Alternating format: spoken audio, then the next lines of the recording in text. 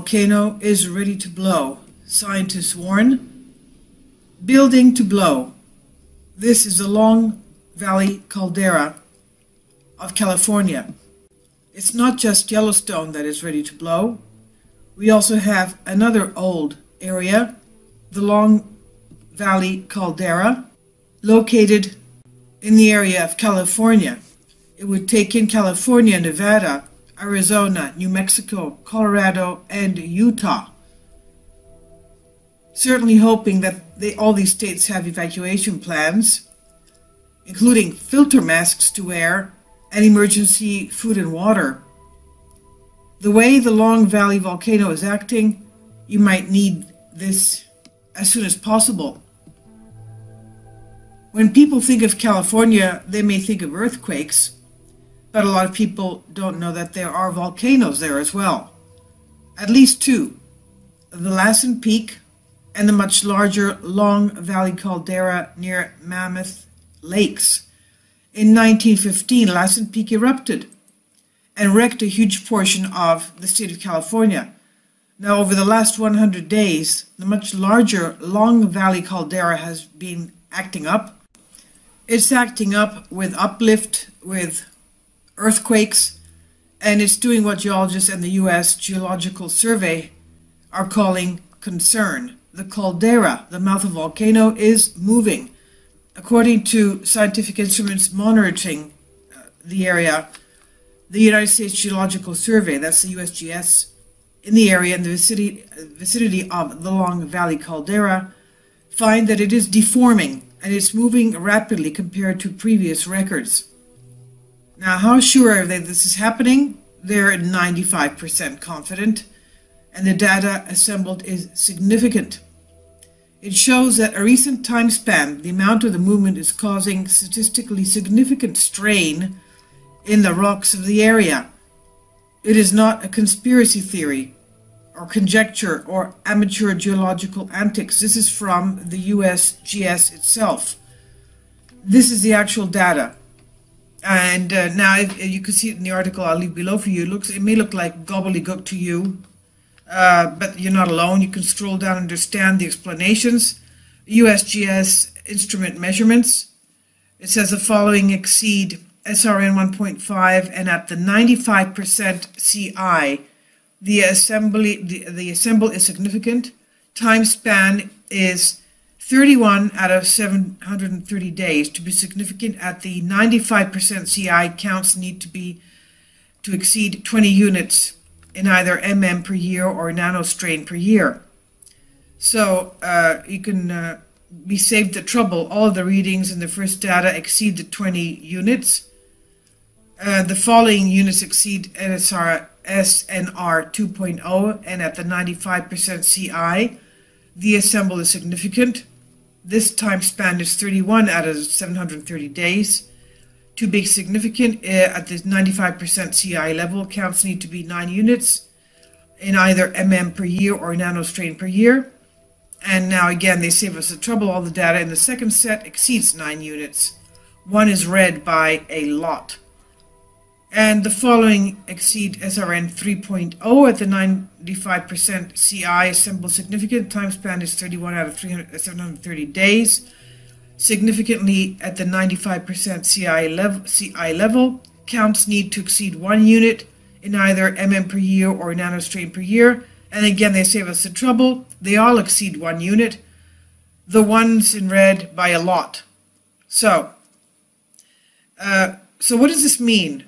So judging by the deformation directions and the rates, the magma plume is subsiding over the previous caldera and rising just south of it. This is where the earthquakes are swarming now. The entire thing is tilting away from the mountains, with the northern edge of the old caldera sinking, the southern edge moving north. It's as if pushed by some force in the swarm region, and this does not look at all good. This is what the USGS puts it as being.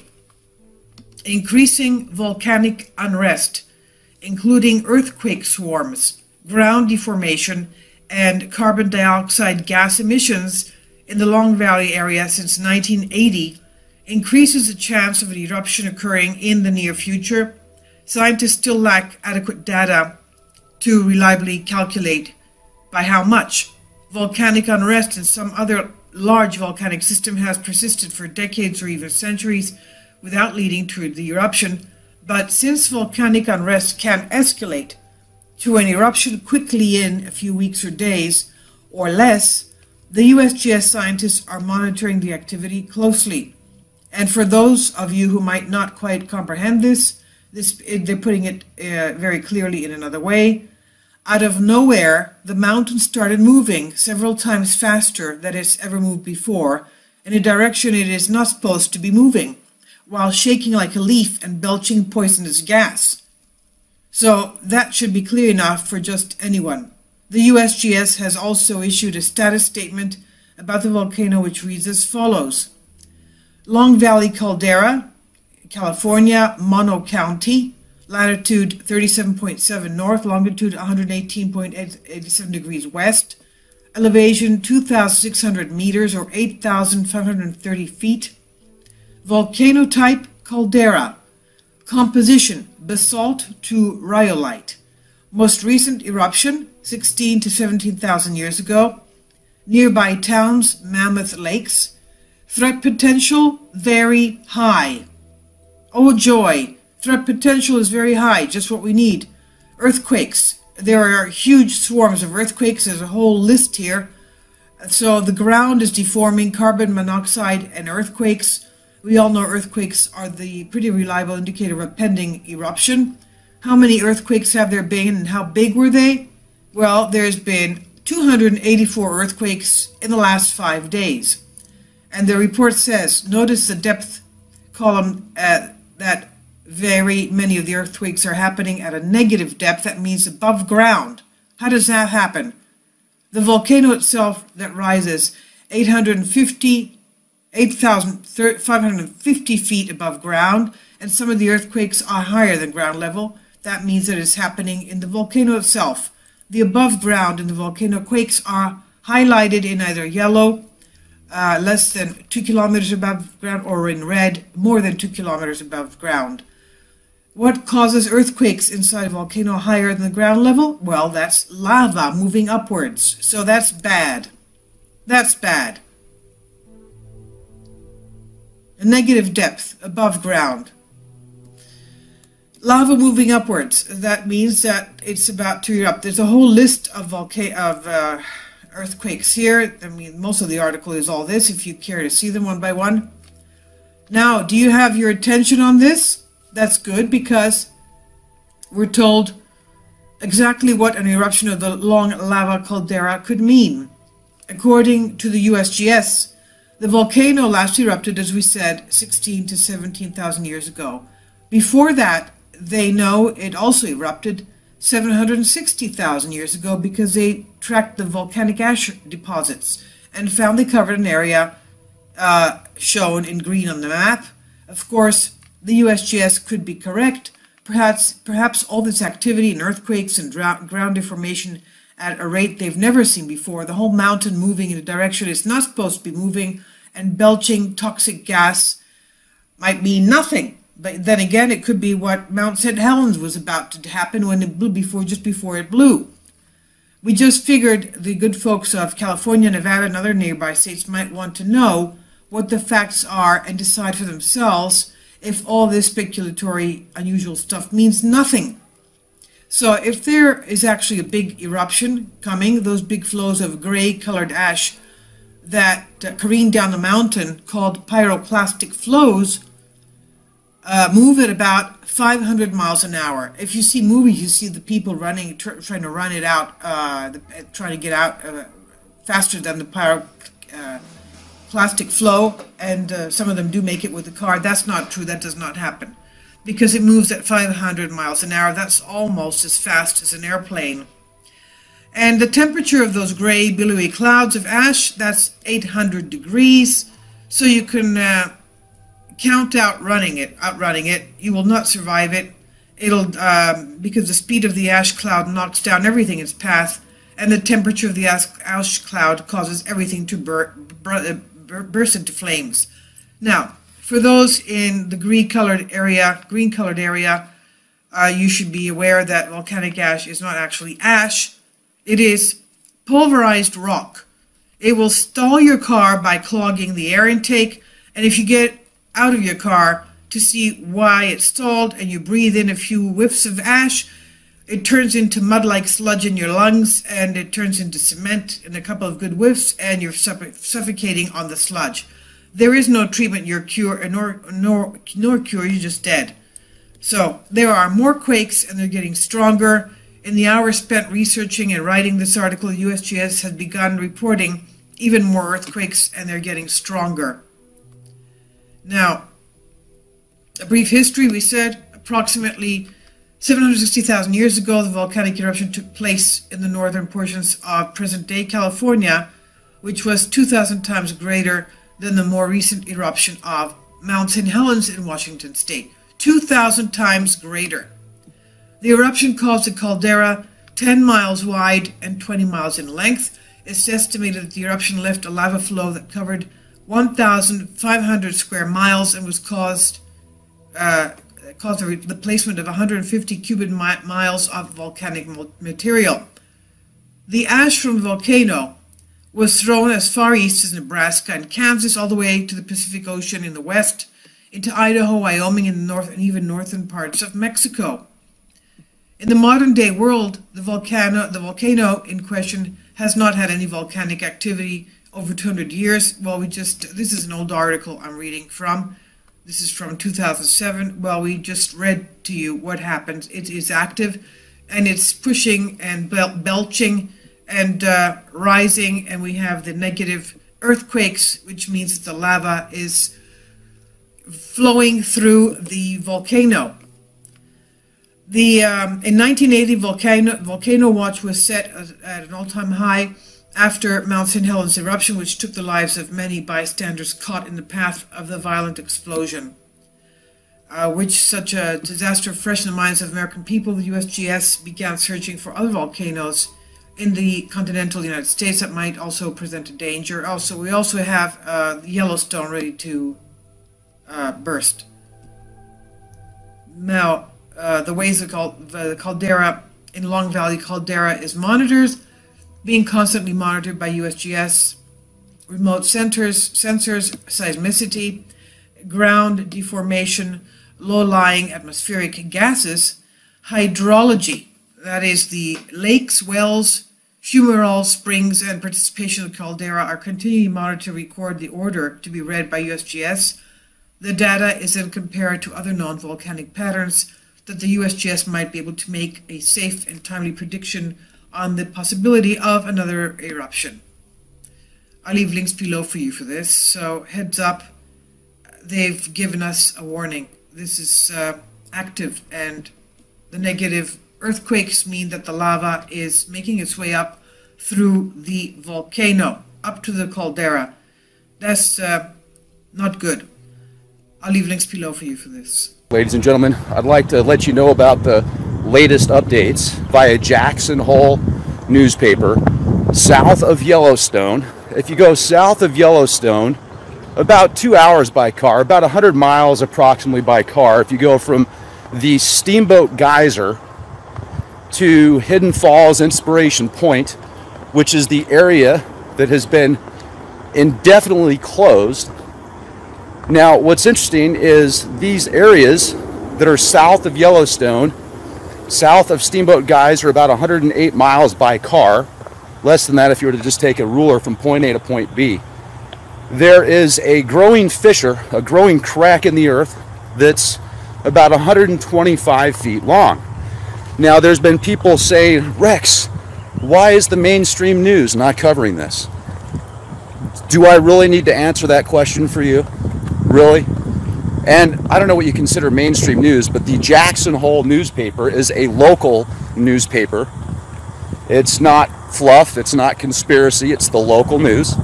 You can go to Jackson Hole newspaper, read all about it. You can also read about it via NPS, the National Park System. You can read all about it there, go directly to their website. They'll tell you about these. Isn't it interesting how the media spins it? I would say maybe not look up fissure unless you type Earth fissure first, because do you know what a fissure actually is? Where am I going with this? It seems like even the news is manipulating the narrative to make it less interesting. Does that make sense with these Earth changes? Let's see. I'm almost convinced the Earth is literally expanding. Literally. And there was somebody that says in the comment section, Rex, you say literally too much? Well, literally, okay? Cliff High, this guy is a genius mind. He came on the show the other day, well, a couple months ago, a few weeks ago. We were talking about the expanding Earth theory and how much of this volcanic activity, the volcanoes, the fissures, the way you can explain it is the grand solar minimum that we're in right now. So the grand solar minimum, the Earth is expanding. How do you prove this? Well, what happens when matter heats up? What happens when you heat up matter? It expands. The expanding Earth hypothesis. Volcanic activity around the world. The fissure, 125-foot long crack. Hidden Falls. Okay, so there's a cliff out there. The way that it was noticed is they were doing some. There were some park rangers and others out there that were testing their climbing abilities, because those are very popular destinations in the Grand Tetons, which is the park just south of Yellowstone. If you've never been out there, look on the map.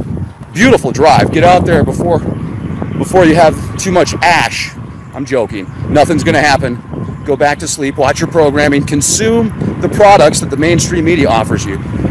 Don't support LIKE project sponsors. No, because the LIKE project sponsors are the best. So you don't want to support the best. You want to support the mainstream media garbage. Yeah, that's the way to go. But anyway, so expanding Earth, 125-foot long crack, south about 100 miles of Steamboat Geyser, that which I need to remind you has erupted 11 times in the past 4 months. You can go back into the 80s. There was some activity in the 80s. In the 60s, there was some substantial activity at Steamboat Geyser. Yes, it's a good thing that the geysers are still erupting. It's a good thing that the lakes are still there. I'm just bringing this to your attention. So before you leave a comment and say, you're a fear monger, man, I'm scared. You're scaring me, man. You're freaking me out, dude. What am I going to do? Don't worry. It's going to be okay. It's going to be okay. You should watch the Smurfs. Although the Smurfs might freak you out too, because there's usually some evil plot in the Smurfs, you know, so you got to be careful. Also, Greenland. Here's some more exciting news. Some more exciting, earth-changing news. Greenland, a 10 million ton iceberg fell into the ocean, and now there's another iceberg. The most massive iceberg these people have seen in Greenland on the coast, and they're like, oh crap, look at this thing, we're gonna have to move. Oh wait, there's somebody behind me there, some biker. It's a bike path. What's up, man? Nice guy. So Greenland, you don't want to be in Greenland on the coast right now, because if you're in Greenland on the coast right now, you might be evacuated, but there's nothing to see here. I wonder if people in Greenland are as brainwashed as people in other parts of the world. What do you think? If you were to take all the countries, break it down by brainwashed, zombified sheep per capita, which country would reign supreme? Which country would reign supreme? That's open for debate, because I haven't really talked to everybody around the world. See, once again, media mind control. Your mind is thinking what the media tells you. When I asked you that question, I'll bet you the first thing you thought of is what the news told you. You're thinking, well, what have I seen on TV? Oh yeah, those people over there in North Korea, they're really brainwashed, man. Oh my gosh, they're gonna grab us, they're gonna give it. Well, that's right, I have to be serious. I have to be serious. I can't just be from serious. I have to be serious. Read the comments. Rex, this podcast started off really good, and then you started going off on tangents, and I was gonna share this, man. What happened to you? I saw Zorg laying down on a purple mattress. You sold out, man. No, I paid for the mattress, just like everybody else. And he's pretty awesome, by the way, especially when you sleep on the floor for a week. Any mattress is nice. But how are you guys doing? I need to read the comments here. Oh yeah, we got 406 people here. This is awesome. This is a beautiful day in the park. Hey, you know you're in trouble if giant fissures start opening up in Arizona. Oh wait, they already have. What about that mile-long crack in the desert in Arizona that's still expanding? And yes, Hidden Falls, Grand Teton National Park, one of the most popular destinations, is indefinitely closed, ladies and gentlemen. Look it up before you call me a conspiracy theorist, which I take as a compliment. Look it up, say, why haven't I seen this on the mainstream news? Well, maybe it's because it's not to their best interests. Maybe they're not getting offered enough money yet. And what about Kilauea? What's going on in Kilauea? Do you even remember about the Hawaii volcano? A lot of people already forgot about that. They got basketball on, man. I got basketball on. I don't care, the world's breaking apart, man. Got zombies and stuff. Kilauea. What's going on with the Puna geothermal venture? Do you remember what that is? Oh, you know, the geothermal plant in Kilauea. Those huge vents shooting down into the earth to pull the energy out of the earth. On the right? You could have taken on the left. Cheers, man. Did you see that guy coming up? He probably had some radar mind control matrix thing. So get this. There's going to be a really cool event in October, Pine Top, Arizona. It's going to be like a conspiracy event. Conspiracy realists are going to be there. Well, the guy that's putting it together might have got nailed with some type of directed energy weapon. That's kind of spooky. Directed energy weapons. Speaking of directed energy weapons, do you think the directed energy weapons could be used in certain situations to cause, I don't know, earthquakes, volcanoes, extreme weather? Do you think that if you sprayed a bunch of nanoparticulates in the atmosphere via stratospheric aerosol injections, that you could use certain frequencies to heat up those particulates and mess with the atmosphere, which in return could possibly mess with the planet? So let me ask you this. What do you think is causing all of these volcanoes, all of these earthquakes, this extreme weather? Do you think this is totally natural? Do you think this is a part of the Earth's natural process? Do you think the powers that be are attempting to protect us with the stratospheric aerosol injection program? And they just love us so much? Is it all out of love? Or could there be another motive?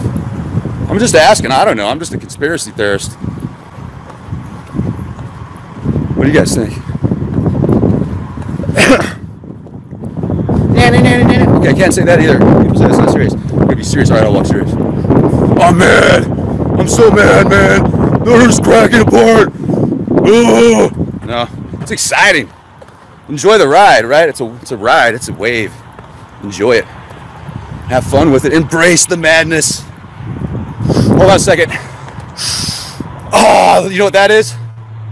Smart dust. I just brought some of it in. Brought some in the, you know, just take it in with love, you know? The love frequency. The love frequency.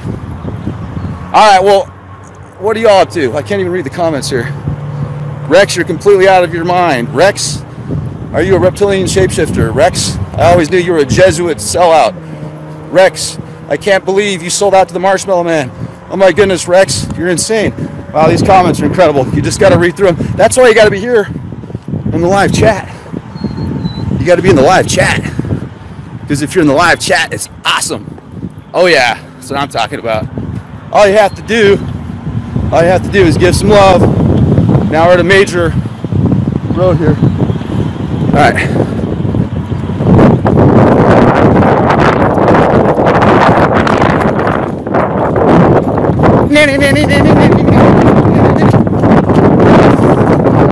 Oh yeah. I feel so good today. I feel so good. I mean, you see all that stratospheric aerosol injection love? All the nanoparticulate haze? It's all out of love. It's because they love us so much. The fracking of the world, you know, ripping all that blood out of the planet. It's because they love us. The suppressed patents, they love us. Aspartame in the food, they love us. E. coli feces, they love us. Genetically modified viruses on food they don't tell you about, they love us. It's out of love. So, hey, Yellowstone, if you're in And here's the thing, too. I'm not saying that Yellowstone's going to go boom. I'm not saying that's going to happen. I think that if it gets close to that, what will happen is you'll have some very intelligent scientists that have a backup plan, that know where these tubes go, all these lava tubes. They'll probably connect to these lava tubes, right? And they'll like release pressure. They'll find a way to release the pressure and maybe create another island. I mean, doesn't the Kilauea, see that dragonfly? That's a nano drone right there. Full 3D spectrum surveillance, Terminator style. Speaking of Terminator, did you know they literally have liquid metal now? Programmable liquid metal, like the movie Terminator. Yes, programmable liquid metal. Okay. I don't remember where I was going. I don't even know where I am. Wait, what's going on? Who are you? Okay. The LIKE Project crew. Awesome. Thank you everybody for watching. I think you're amazing, really I do. This has just been one heck of a journey. And we're in this together. So, with that being said, I think it's about time to call up Marshmallow Man again. Remember Marshmallow Man. Marshmallow Man helped divert Hurricane Irma from completely devastating Florida. We didn't call up Marshmallow Man in time for Puerto Rico. I feel bad about that. Puerto Rico got hammered. If we would have called up Marshmallow Man, made Marshmallow Man before Puerto Rico might not have been without power. So, Marshmallow Man, we need your help, buddy. You know, if Yellowstone gets real gnarly, what we'll have Marshmallow Man do is encapsulate the lava dome with marshmallows. And then what we can do is we can have a big marshmallow fest, s'mores, campfires. It'll be exciting. It'll be a good thing. Now, let me ask you this. Atlantis. Serious question. Marshmallows can be serious too, but this is a serious question. Atlantis. Toba. Now, there's information about Atlantis that what caused Atlantis to fall was a huge, like they had this geothermal plant type deal where they were taking energy, they were pulling energy out of the planet. So they were drilling down as far as they could, and they drilled a bit too far, and it caused a galactic cataclysm. This will show you, in comparison, look at Mount St. Helens and that little dot right there. And Mount St. Helens was a pretty big explosion. I was in Mount St. Helens back in 2011. Was it 2011? No, it was before that. It was a few years before that. It was 2008, because I used to live in the Northwest, and I used to go mountain biking all the time, and I went out in Mount St. Helens, and where the volcano, it was interesting because on one side of the mountain, it was just completely obliterated. And then the other side, you've got all these beautiful trees that didn't get affected as much, or at all, by, I shouldn't say at all, but didn't get affected. They look great. They're beautiful by the magma and lava that was released. That was a pretty big deal. And it could go off again because it's an active volcano. But look at the small plume in comparison to what would happen if Yellowstone was to erupt. So when you've got stories coming out and whistleblowers saying that the powers that be, those shadow agencies, are planning on detonating an explosion around the region where there's mass amounts of lava, the caldera there, it really makes you wonder. Now let's take a look at this right here. So first of all, this is what I find interesting. This is directly from usgs.gov. From 1,000 to 3,000 earthquakes typically occur each year within Yellowstone National Park. So we've already exceeded the 1,000 quakes in just a couple of weeks. A little over a couple of weeks.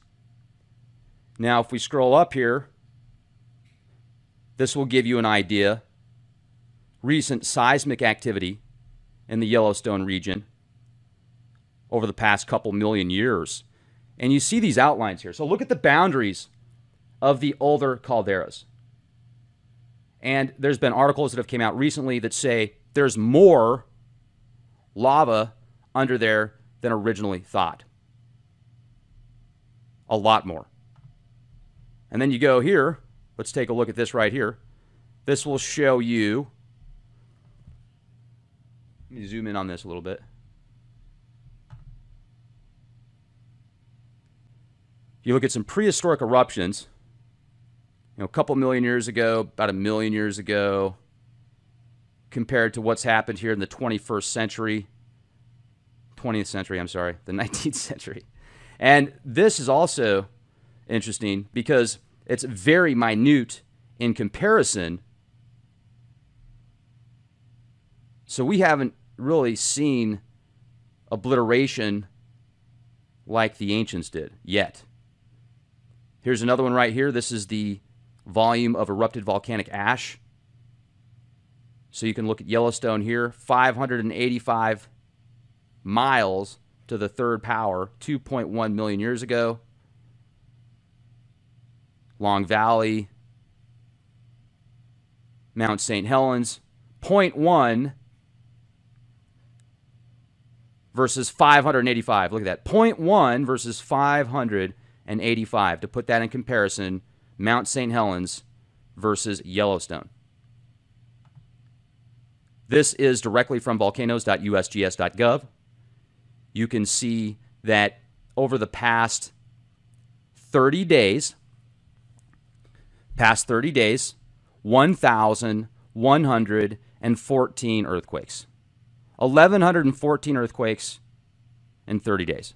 So it's literally exceeded the yearly average in just a matter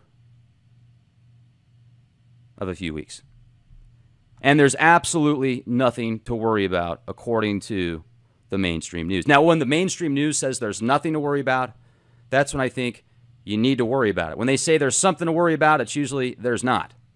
Now, not always, but it seems like they just like to play these little mind games with us. Like, oh, watch these little cockroaches squirm. We're the elites. They're just the cockroaches. No, it's the other way around. Right here, earthquakes from 1,000 to 3,000 earthquakes typically occur each year within Yellowstone National Park and its immediate surroundings. So, you go up here, you can look at the data once again. This is directly from usgs.gov. This is from truthernews.files. This is where I found this article where supposedly a whistleblower came out and said the powers that be are planning to ignite Yellowstone with a nuclear-type weapon. And this will show you that it's supposed to happen August 21st, 2021. You can see the amount of ash in feet according to these docs right here. Now, this is a lot more than the other docs that I was sharing with you guys. I mean, it's saying 6 to 10 feet.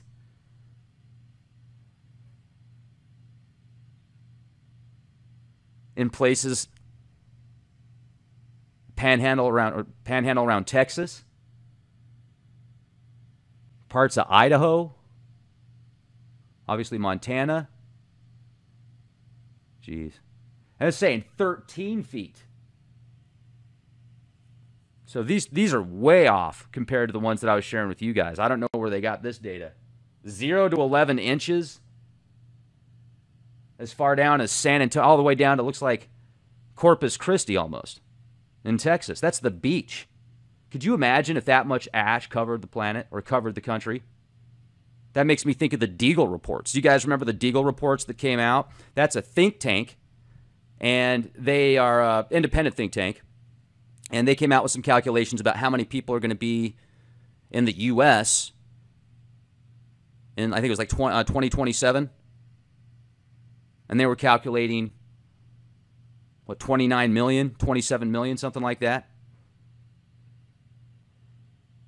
Now, here's another thing I think about. If you guys look at the amount of magma and lava that flows underneath us, it puts the landmass, it's pale in comparison. And I wonder, with all these nuclear reactors, these 449 plus nuclear reactors, and there's about 100 in the U.S., well, let's just say that all of a sudden this huge split opens up in the earth and it just sucks down, literally it just like eats those nuclear reactors. Then what happens? Then is that better than all of the nuclear stuff going out into the atmosphere? It gets swallowed up by the earth?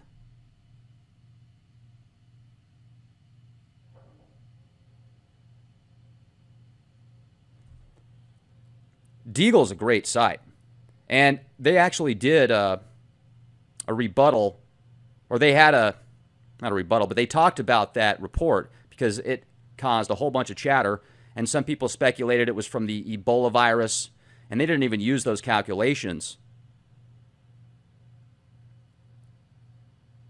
And we're getting some serious issues here with the internet stream, guys, so thank you for bearing with me here. I'll make sure to upload this as well because I am recording this. So you guys won't have to deal with the internet issues, the internet gremlins.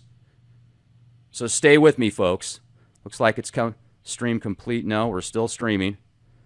This is bizarre.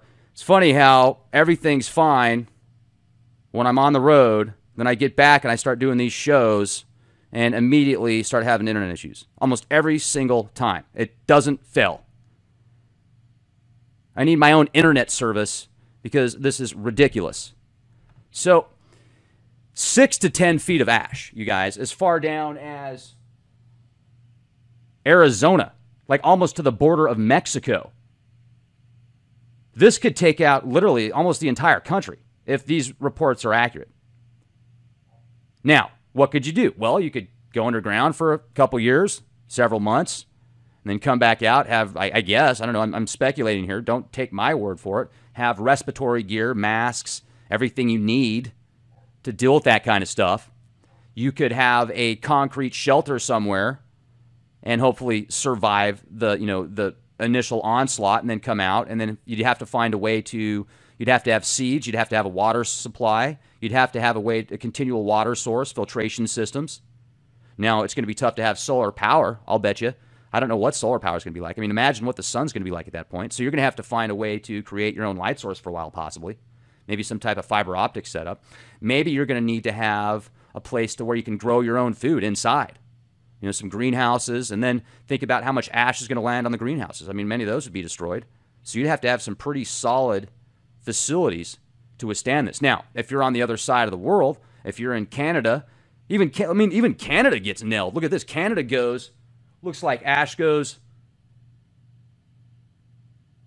you got 6 to 10 feet of ash going all the way into Canada, eh? In Minnesota? I mean, this is just complete devastation for the North American continent. I mean, this is way beyond anything that it showed on reports before that I was sharing with you guys. But you know what? I don't have the data on this. I mean, this could be easily just somebody's doom-poon fantasy. Somebody could have just said, oh, I think there's going to be 45 feet of ash because, it just looks like it, and that's what I'm going to write down.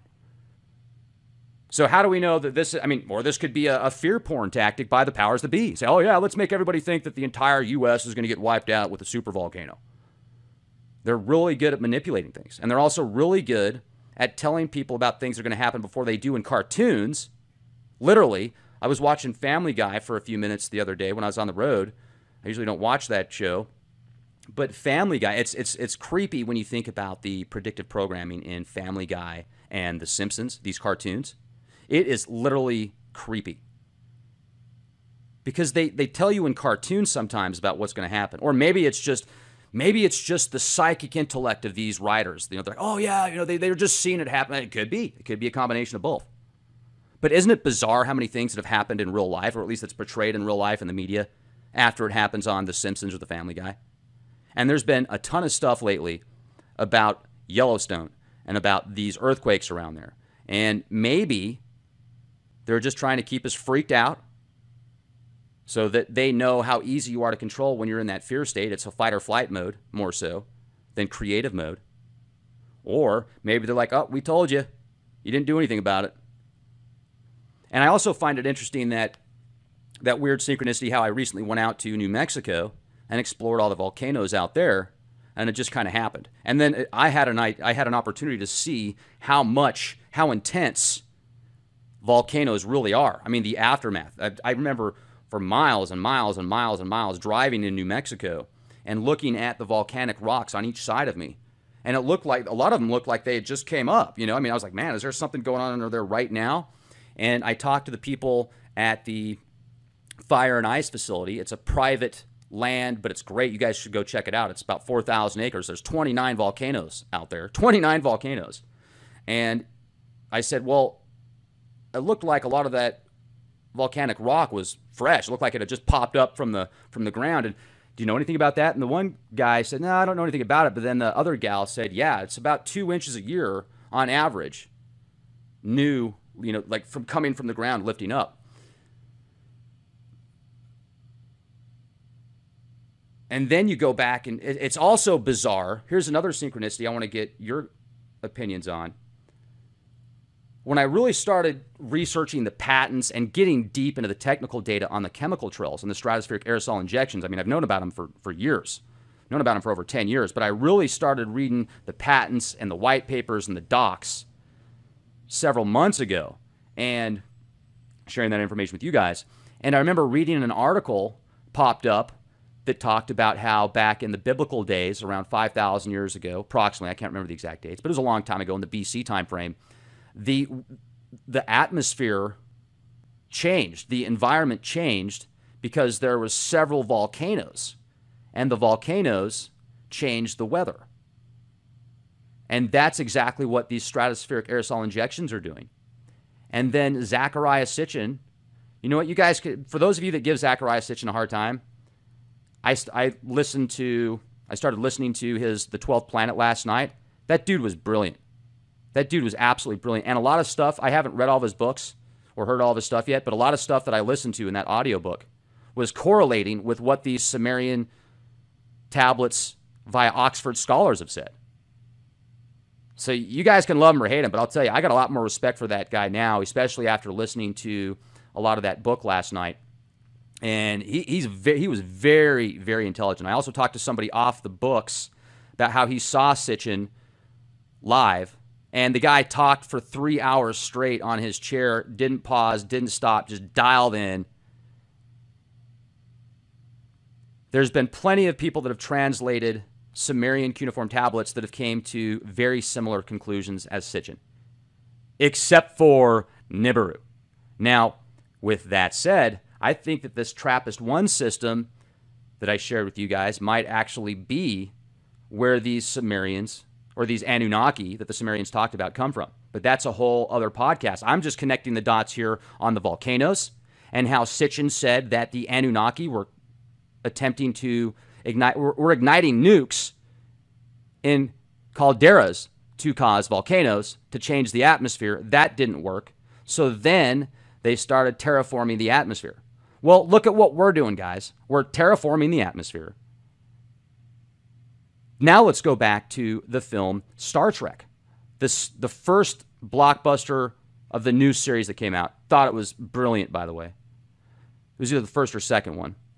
And do you remember, it starts off and they're on the planet Nibiru? They're on the planet Nibiru. And guess what? This is where the psyop is. The planet Nibiru, do you remember they were attempting to stop a volcano on Nibiru, Spock was. Because if that volcano would have erupted, it would have blown up the planet. It would have destroyed the planet. So Spock was willing to sacrifice himself to stop the volcano. Live long and prosper, Spock. Love you, man. You're awesome. He stops the volcano. And then remember Kirk. Kirk's awesome in the film also. Captain Kirk. Captain Kirk. The new series is great. They're running. Okay, so they're running and they're getting shot at with arrows and stuff by these tribal people on Nibiru. They get in the ship, they get away, and then all of a sudden the tribal people on Nibiru They think that, that's their new god. They see the ship, they write, they draw the ship on the ground, they start worshiping it, that's their new god. Well, guess what? I think Nibiru, what if Nibiru, I'm thinking of it the opposite. Nibiru, the people that were there, were not primitive like that. They were very intelligent, like the Sumerians talk about. And they also had their issues as well. They like to drink and they like to manipulate beings to do the work for them, and they like to go space travel. What's wrong with that? I'm joking, but that's the way they looked at it. What if Nibiru, obviously, in my opinion here, if the Sumerian archetype of the Anunnaki coming from Nibiru, you would think that the people on Nibiru would be extremely advanced, and it would be the opposite. It's like they're showing us what happened on Earth thousands of years ago when original Earthlings that had evolved in their own natural fashion that they weren't as,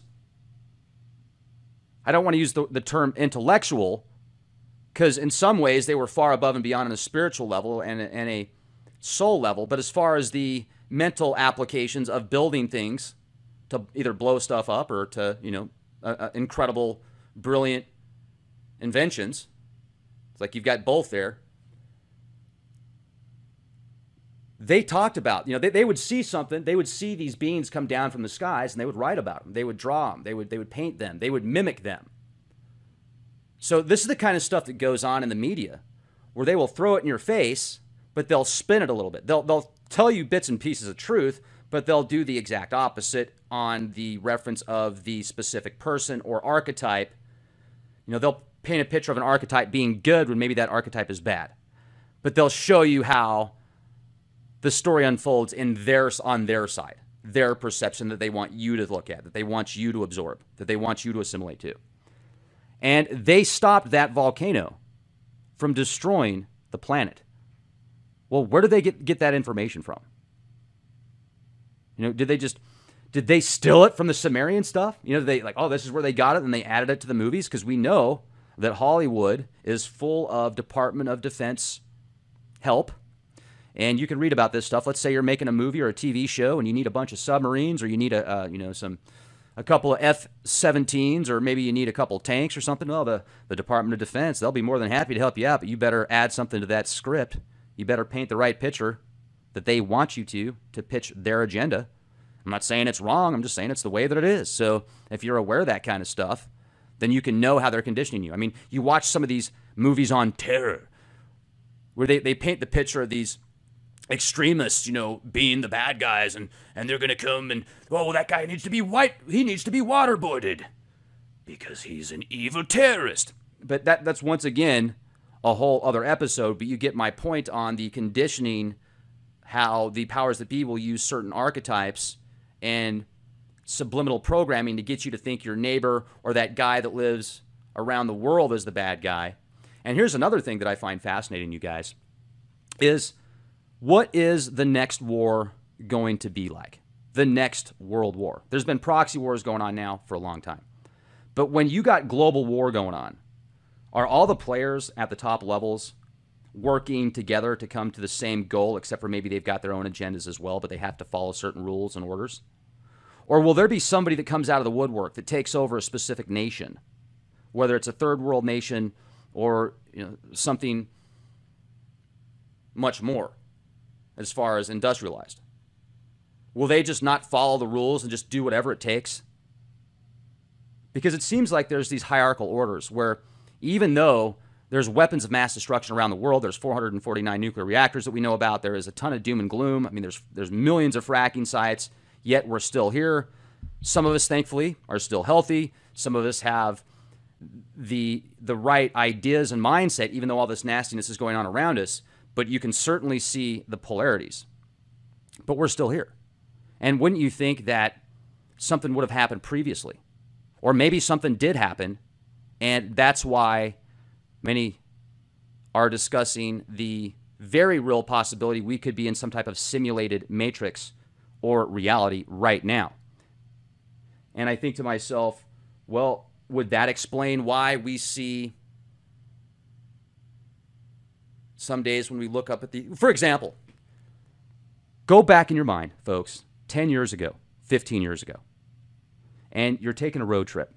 Let's say you're taking a road trip and you're going through Colorado, or you're going through Arizona, or you're going through Utah, or you're going through New Mexico, or you're going through Wyoming.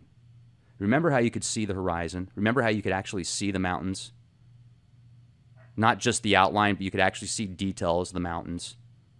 Now, what's it like when you look out at the horizon? When you look out at these mountain ridges after mountain ridge after mountain ridge, what is it like? You can't even, it's like this weird haze. A lot of times, all you can see is the outlines of the mountains. Even if you're in an area where there's virtually no pollution, it's still there. Why? Well, back in 2011, when I took that 3,500-mile motorcycle trip in 7 days on my dual sport BMW, that was awesome, but it was also sore.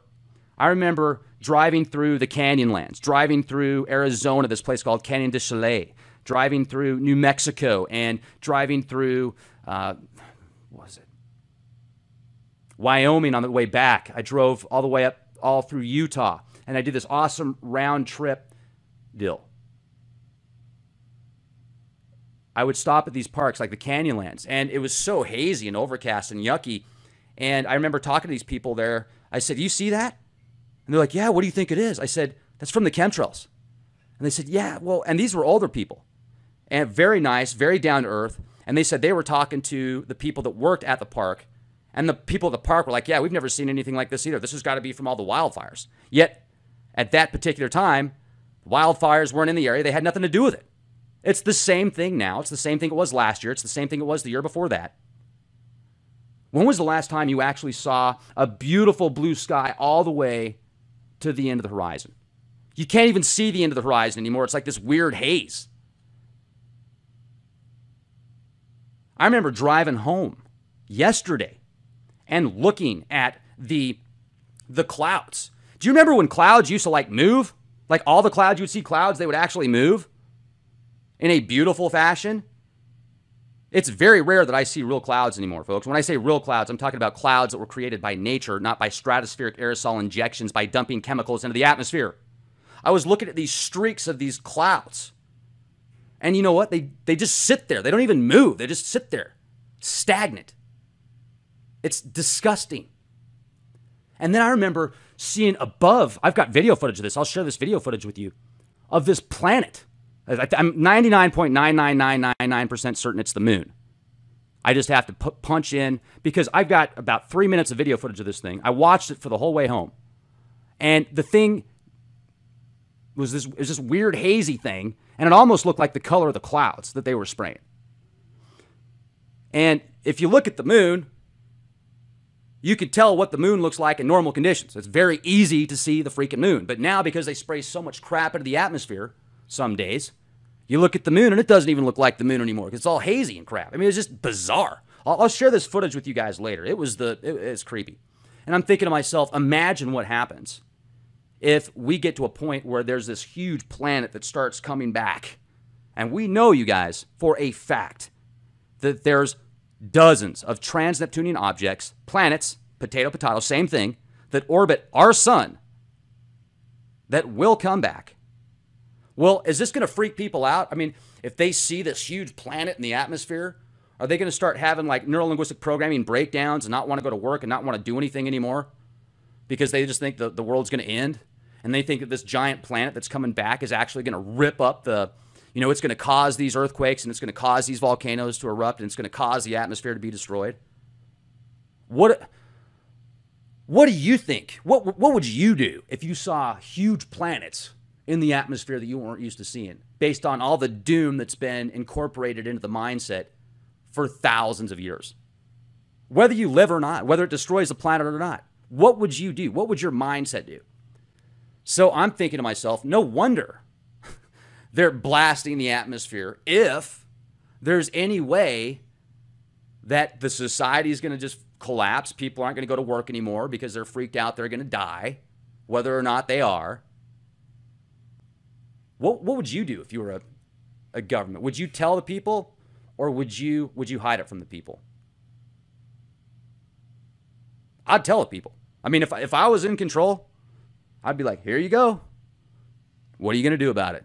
Then maybe, if everybody knows about it, they could come together and come up with solutions. But no, it's those parasitic, narcissistic a-holes at the top levels that feel they have to control everything because they feel like they're God's chosen, or they feel like they're gods, or they just don't care. Maybe they feel like they're the devil, whatever.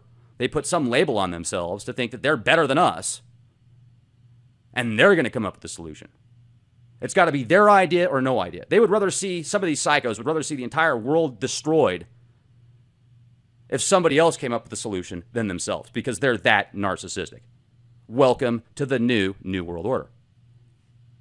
Who controls the world? Who gets the most empires of dirt in this physical matrix construct that we're in right now?